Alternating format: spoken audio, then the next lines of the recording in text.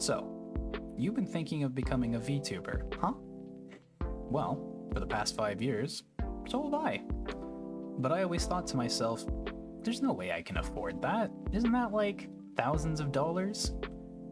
Well, after an undisclosed amount of time searching the depths of the internet, I found the path to my salvation. While getting creative with my solutions, I found a way I could get into this for legitimately zero extra money invested, and I decided I wanted to compile all of it together just in case you wanted to do the same. In the process, I've had a crazy amount of fun, and I've grown to enjoy VTubing far more than I ever thought I would. And maybe that could be the same for you. Seriously, as tedious as it is learning everything from scratch to put out your first video, there's an immense sense of satisfaction involved. And hopefully, with me sharing the passion and everything I did to get here, maybe I can give you that little push that you need to start your own journey. Now, when I say free, there is an asterisk involved. After all, you do need equipment, so there is some level of investment that is non-negotiable. As long as you have yourself a halfway decent PC, some sort of microphone, and a phone, you should be good. And thank God for that, because we all know nothing's cheap these days. Now step into my classroom, and let me show you how to be a VTuber for free.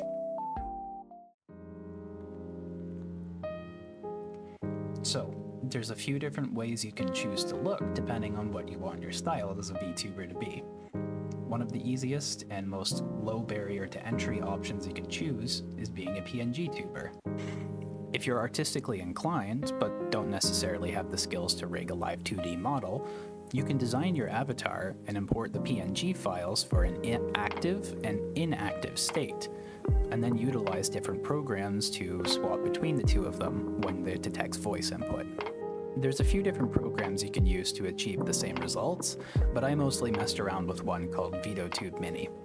Vtuber Mini is available on itch.io under a pay-what-you-want model, so you can get it for absolutely free. If you have a couple extra bucks to throw their way for the creators, I'm sure they would appreciate it though. So when you first start up Vtuber Mini, you're going to see one of the default avatars. As you can see, it does react to voice inputs, so every time you speak, it's going to cycle between the closed mouth and the open mouth image, and it's going to have some reactive effects as well. So in order to load your own, you're just going to want to come over to the menu here by clicking. It's going to show you what the default avatar that is loaded is, and then you're just going to want to come down and right-click on each thing, remove image, and then go ahead and swap in your own that you have saved. You can do up to 4. You can do closed and open mouth, and also blinking for closed and open mouth. I only have the 2 that I've set. So we'll do our closed mouth and our open mouth. So you can see I transition between the 2 states. And then you can come down and mess with the state effects as well. So you can have it so that you kind of jitter like this when you talk. Let's see. You can delete it and add another, such as a little bounce. Active during open mouth. So you can set it to only happen when you talk, for example. For how simple of a program it is, there is a surprising amount of customizability in it. So go ahead and experiment with all the settings so you can set it up how you'd like.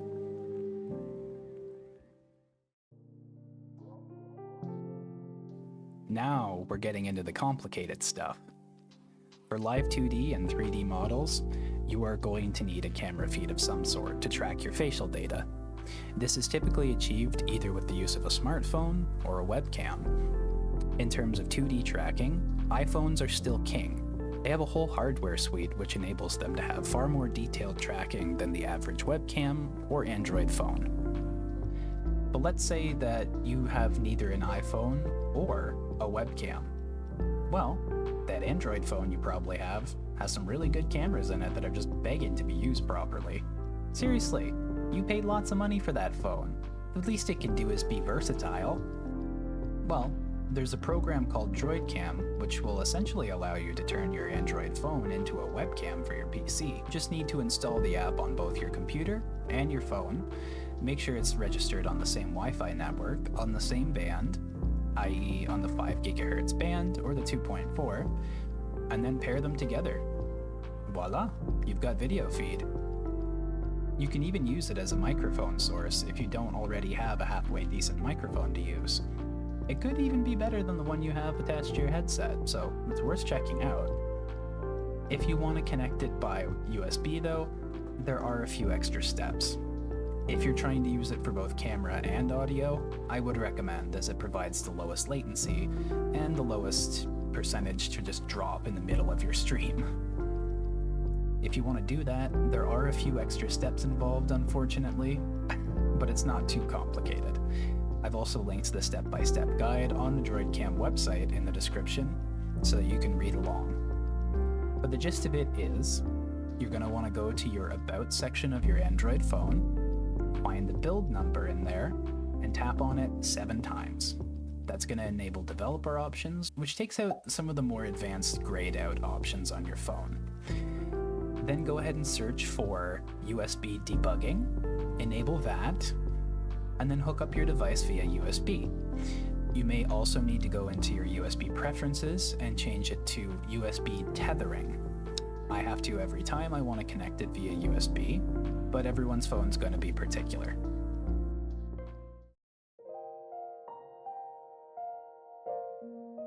Ah, the 2D Vtuber, one of the most common breeds of anime. Much like the Labrador Retrievers of the dog world, 2D Vtubers are probably what comes to mind when you think of the concept. They're the most widespread and still the most popular today.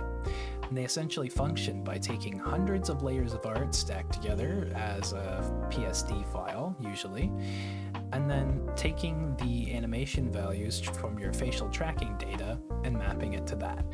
Typically, one of the major barriers to entry to VTubing is how prohibitively expensive a live 2D model can be. If you have one made explicitly for you from scratch, it can be upwards of thousands of dollars. We don't have that kind of money. But thankfully, if you take a look over on booth.pm, there's a lot of artists who've uploaded free-to-use live 2D models for you to go take a look at. You'll have to read through the license for each one individually and make sure you understand the terms. But generally speaking, you're able to use these as your avatar for streaming, for producing YouTube content. The only thing that you can't do is claim that you own it, or sell merchandise. That's where I found this model, actually. I tried out a few before I settled on this because I think it is gorgeous, and it speaks to me. So pretty much any live 2D model that you find online to use is going to need to be run through a program called VTube Studio. That's going to be able to blend the tracking data with the animation values of live 2D to bring your avatar to life. VTube Studio is free on both Steam as well as the app stores for both iPhone and Android. Remember when I said earlier how iPhone was the king of tracking? If you have an iPhone, you're going to want to run VTube Studio through both your phone and your PC, and just use your iPhone for tracking. If you don't, I do have some recommendations against using the Android app, only because the tracking is a bit lacking. As much as I love my Android phone, unfortunately the hardware just isn't there when it comes to live 2D tracking. You're actually going to be much better off using an Android phone as a webcam using that program I mentioned above. Because believe me, I tried to use the Android tracking. I even paid for the full version of VTube Studio, but when compared to some of the other options you can use via webcam, I was pretty unimpressed with the Android tracking. Don't make my mistake. Now, speaking of paid versions, VTube Studio is a completely free program. There is, however, a paid version that you can pay for on Steam and through your phone app that removes some of the watermarks. Now, you haven't seen them in this video because the way I filmed it, they ended up getting cropped out. But If I adjust the way my footage is being captured, you can see it in the corner here. It's cute, it's floaty, it's pretty unobtrusive, but if it really bothers you, you can pretty easily crop it out. But look at this thing. If you click it a bunch, you can make it flip. When it comes to the webcam-based tracking, you're going to have multiple options, which might be a bit confusing, but let's go ahead and break them down. We're going to need to stop our camera in order to swap through it though. So, come over to VTube Studio, get into your settings, go over to the second option, which is the camera, and then from here, we can adjust what the camera source is. As you can see, I have Droid Cam Video because I'm using my phone as a webcam. We have the tracking quality and the tracking type. Now, for tracking quality, you have the default types, which use VC face for input. I would say that they're generally the weakest, and I wouldn't recommend them very strongly, but it depends on compatibility sometimes. Generally speaking, MediaPipe Webcam Tracker is going to be your best option. That's what I've been using this whole time. But if you have a NVIDIA GPU, you have the option to use RTX tracking, which I haven't been able to use because I don't have an NVIDIA GPU, but I've heard good things. If you look at the comparison between how my avatar moves versus how my face is being tracked by MediaPipe, you can see it is really, really good for just being a simple webcam signal.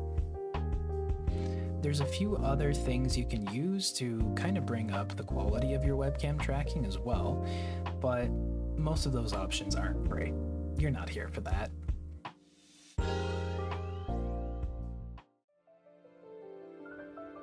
If you're interested in being 3D on a budget, well, you're in luck. If you download a program off of Steam called Vroid Studio, you can create your own 3D avatar that you own 100% of the creative rights to. Even just using the basic tools that are included, you can make a surprisingly unique avatar. Once you're done working on your avatar, you can export it as a VRM 1.0 model. And then, if you download another program called VC Face, you can import your model into that and start tracking. Now, when compared to VTube Studio, there is going to be a couple extra steps involved. You're going to need to manually calibrate the expressions to your face, for example. There is arguably some benefits to this, as it is really keyed into your facial data, and as well, you can trigger expressions with simple facial movements if you find a benefit in that. For example, I have it rigged so that I have a shocked expression if I just raise my eyes. Nothing else needs to change. But also, because you're in 3D, your tracking isn't just limited to your face and upper body. If you have some additional tracking devices, like let's say a Leap motion controller or a VR headset controller, you can use that to bring in more body range motion values and have, let's say, fully tracked hands. You can even do that without the need for other inputs. If you happen to already have a webcam and you want to rig up your phone as a secondary source, you can use a program called 3D Pose Tracker in order to track your hands using that camera feed. I wasn't really able to mess around with this too much because I don't have a second camera, but it looks like it works surprisingly well.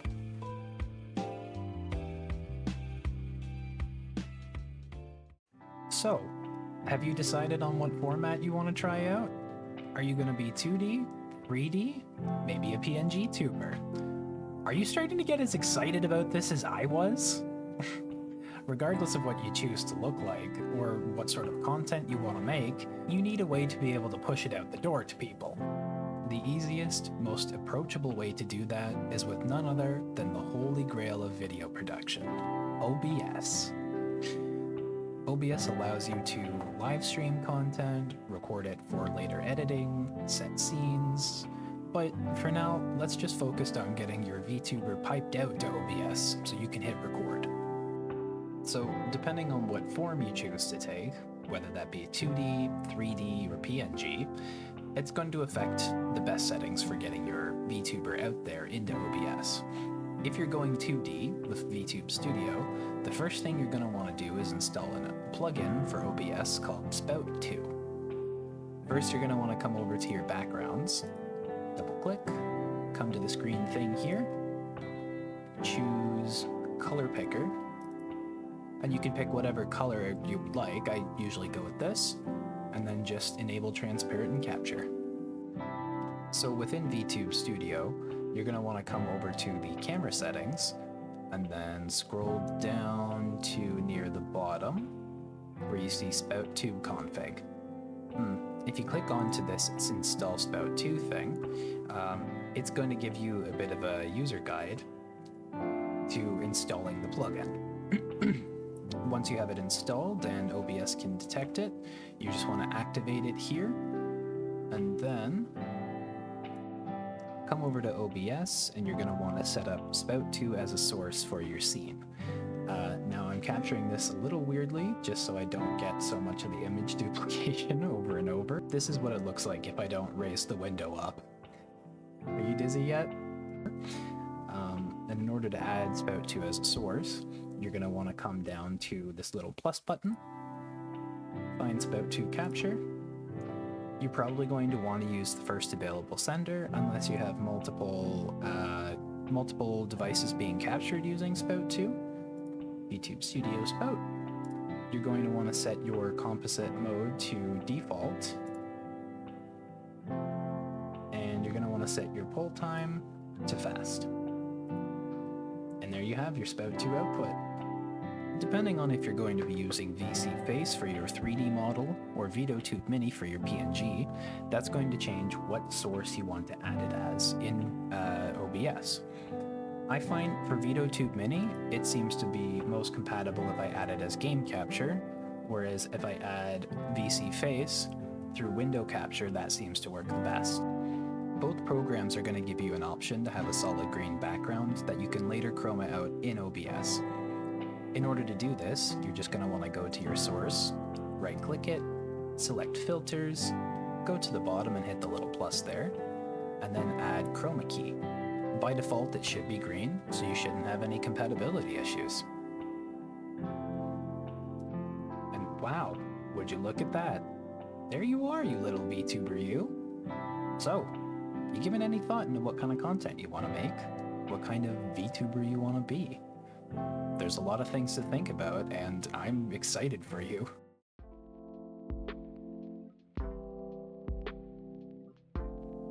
So you've reached the end of the video. Congratulations, and thank you so much for watching to the end. It really does mean the world to me that you did. If you found this video useful, I'd appreciate if you did all that good YouTube stuff. And if you'd like to see more of this sort of stuff, I do plan on making my next video about basic video editing and OBS settings to really make your mic sound better, even when it's not that good. Thanks you so much. I hope you have a good rest of your day, and happy VTubing!